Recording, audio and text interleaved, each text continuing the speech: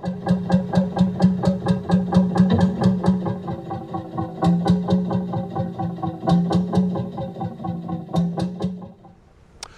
hello, my name is Andy Tidy and welcome to another episode of Canal Hunter. For this episode, I have left my beloved BCN far behind and I have returned to the land of my roots. I have come to North Norfolk, and specifically I have come to North Walsham and Dilham Canal.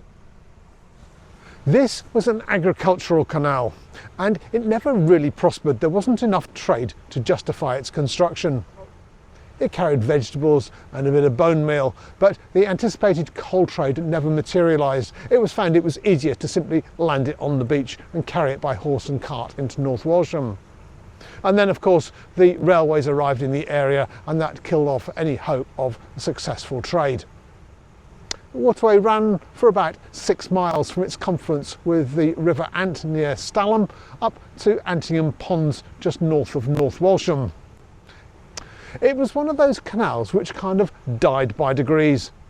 The upper section was abandoned by 1893, and then by the 1920s there was only one boat using the canal, and this boat, the Ella, made its final journey in 1934. After that the canal channel just became more and more silted up.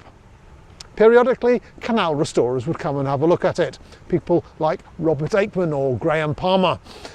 They looked at it, they could see there were no physical obstructions, and they said, this is a slam dunk, you could just restore it dead easily. But there was no one who had the money or the time or the inclination to make it happen, and so it never did. Well, when I lived in this area and I went to school here in the 1970s, the channel was still open enough that you could just about get a canoe down from Ebridge to here. But then over the successive decades, just nothing has happened. So of course the channel became more and more weeded up and the thing just went to rack and ruin. And there, I suppose, it pretty much rested until one Laurie Ashton appeared on the scene. He came into the area and he bought Bacton Wood Mill. He restored the mill and decided that wouldn't it be lovely if he could put water through it. The trouble was, the water came down the North Walsham and Dilham Canal, and at that point the canal water had been diverted out of the channel. So he shifted from being a mill restorer to being a canal restorer. He spent untold hours and resources in restoring the section of canal up from Ebridge. Now the travails of a lorry getting that section of canal into water is rather too long to go into here. Let's just say it wasn't plain sailing.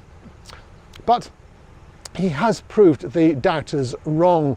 He put the section above Ebridge Mill into water and the site these days is nothing short of spectacular. What was a reeded up mill pond has become a wonderful area of open water, and the mile of water above it is really popular with wild swimmers and with canoeists and with paddleboarders, dog walkers, you name it, people go there. It is one of the area's finest attractions. And there is now a growing desire to see the sort of improvement that was made at Ebridge continued further down the canal. Particularly down here at the bottom section below Honing Lock, where there's a lot of camping and leisure activity, so they want to see the canal rejuvenated too. And then that just leaves the next section between here at Honing and Ebridge, which includes Briggate Lock. All this land is in private ownership and it can only be reopened with the blessing and encouragement of its landowner. Now, I'm not expecting to see powered craft ever really return to this waterway. I think the aim is to open it up in a very ecologically friendly way so that you can have your paddle boarders and your canoeists venturing up this as a very quiet backwater. Now, I need to tell you a little bit about Graham Pressman.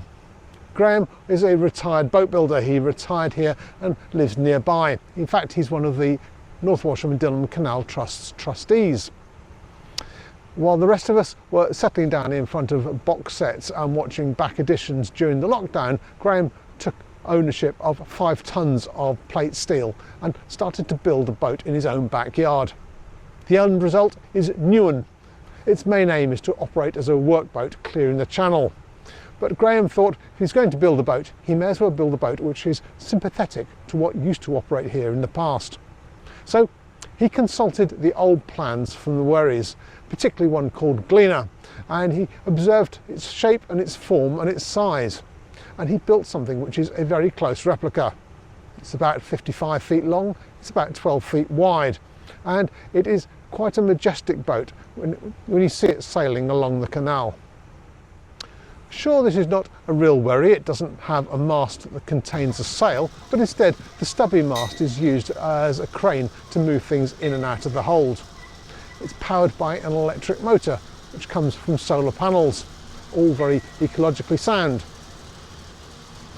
And it's hard not to raise a smile when you see a boat sitting on the canal that looks for all the world like a traditional wherry.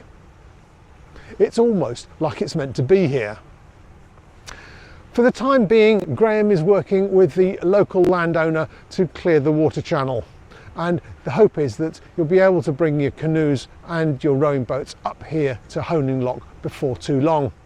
But for now I'm going to leave you with a series of video clips showing what this canal looks like when the sun is out, not when it's pouring down with rain as it is at the moment. So I hope you enjoy it, and I will see you soon. Cheerio and happy hunting.